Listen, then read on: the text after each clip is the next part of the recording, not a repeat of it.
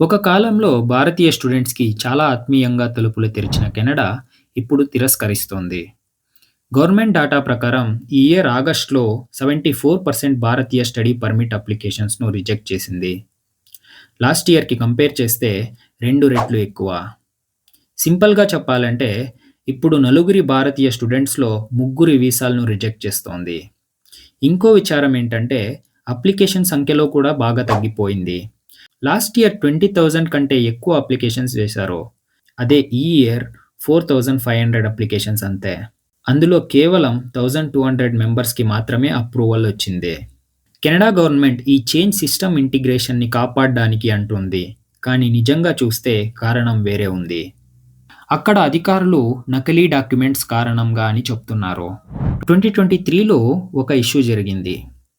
1,500 కంటే ఎక్కువ college acceptance letters. అందులో చాలా ఇండియన్ ఏజెంట్స్‌ల సపోర్ట్‌తో తయారయ్యింది. ఇప్పుడైతే ఏఐ వెరిఫికేషన్ సిస్టమ్‌లో 14,000 డాక్యుమెంట్స్‌ని గుర్తించింది.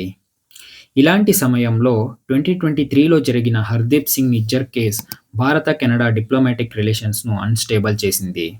కెనడా ఇదంతా పాలసీ విషయం అంటోంది కానీ సమయం మరియు సన్నివేశాల వల్ల అనుమానాలు వ్యక్తమవుతున్నాయి.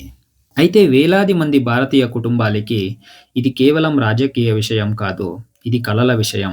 సంవత్సరాల శ్రమ, పరీక్షలు, ఖర్చు వ్యవస్థలు, డాక్యుమెంట్సు అన్నీ అయిన తర్వాత ఒక లైన్ రిజెక్షన్ మెయిల్ వచ్చింది. ఇది మానసికంగా మరియు ఆర్థికంగా భారంగా ఉంది. ఇప్పుడు చాలా ఇండియన్ స్టూడెంట్స్ వాళ్ళ డ్రీమ్స్‌ని ఆస్ట్రేలియా, బ్రిటన్ మరియు కొందరు జర్మనీ వైపు తిప్పుకుంటున్నారు. అక్కడ వీసా అప్రూవల్స్ క్రమంగా 20% అండ్ 15% పెరిగాయి. ఒక కాలంలో భారతీయ విద్యార్థుల కలల భూమి అయిన కెనడా ఇప్పుడు ఆకర్షణ బదులు అనుమానం మరియు నిరాశ చిహ్న అయిపోతుంది.